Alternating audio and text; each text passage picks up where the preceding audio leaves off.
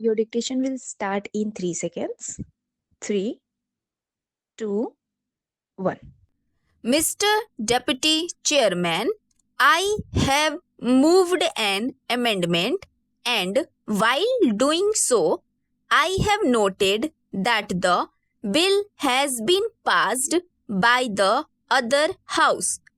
I have got to make out a very good case for referring the bill to a select committee.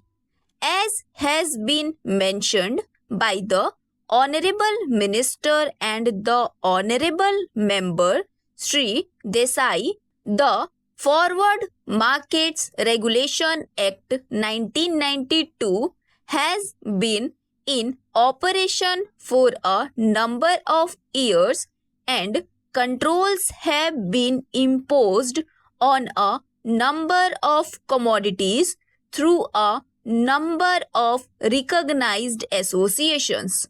The power that are now proposed to be vested in the commission are very drastic, and it is for the House to decide whether such wide powers are at all necessary.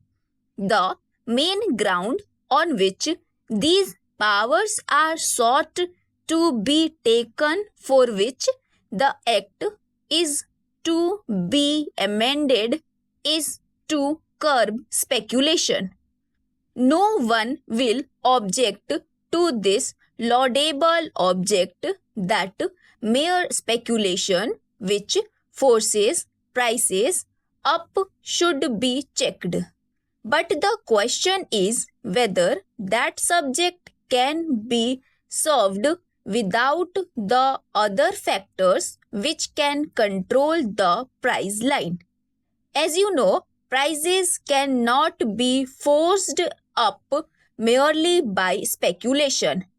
If the supply is more than the demand, or if the supply is sufficient, whatever may be the speculation, it may be possible within a few days to reduce the prices. But prices cannot go up beyond a reasonable limit. The powers that are now proposed to be given are very drastic. In the Forward Contracts Regulation Act, ready delivery contract is defined as a contract which provides for delivery of goods within 11 days. I do not know the sanctity of 11 days, but if somebody delivers the goods even within 12 days, only a day late, it becomes bad. Even by the mutual consent of the parties also, the 11 days can not be extended even by a single hour, and the contract would become illegal. It cannot be performed. Similarly, a non-transferable specific delivery contract is a contract where it cannot be transferred, full stop. But a transferable specific delivery contract is a contract which is not a transferable specific contract, and it can be transferred from person to person. In the case of the transferable specific delivery contract also, the Commission wants to take power to limit the number of transfers.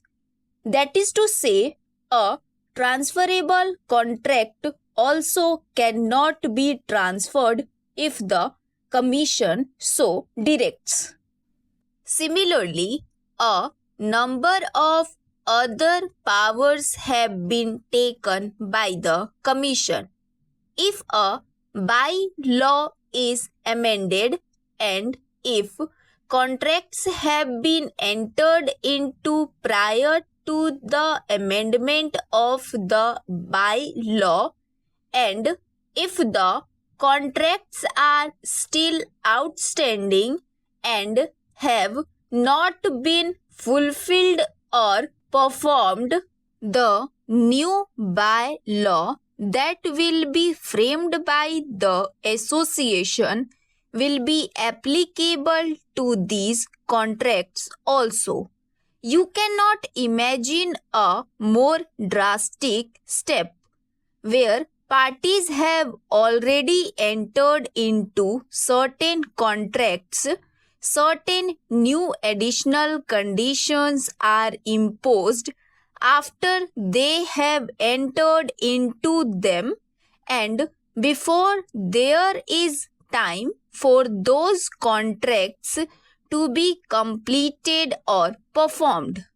Similarly, the Commission has also been given the power that they can close if somebody has violated some of the provisions, the contracts that the party has entered into. The commodities over which they exercise control are mostly commodities that are intended for export. For instance, jute and jute goods are manufactured mainly for export.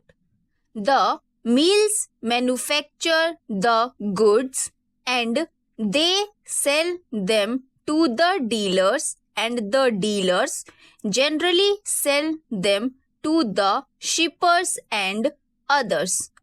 If a dealer has done something which is hit by any of the by-laws, the contract that he has entered into with the mills or some other dealer will be closed.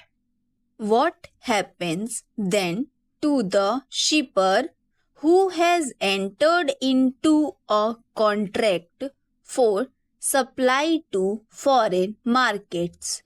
He cannot get the goods and therefore he has to get them from somewhere else at a very high price, and the result will be that our export trade will be affected very much.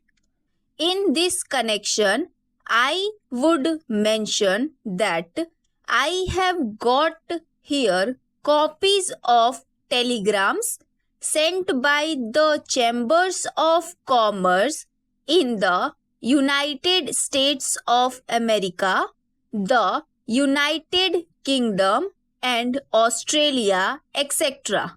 The countries which generally purchase these goods. Full stop. They are very much apprehensive that the whole trade will be affected.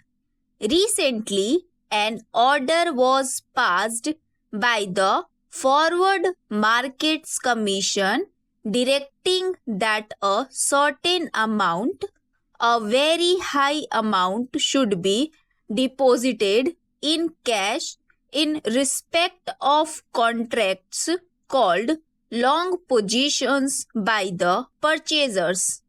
The amount is so heavy that very few persons can deposit it unless they are very big people.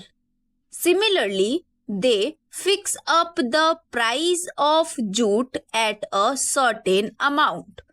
The result is that the price of jute in Bangladesh, where it is produced much more than in India, is about rupees 10 more than the price in India, and as a result, the extraordinary phenomenon has happened this year that about 50,000 bales have been smuggled into Bangladesh from India?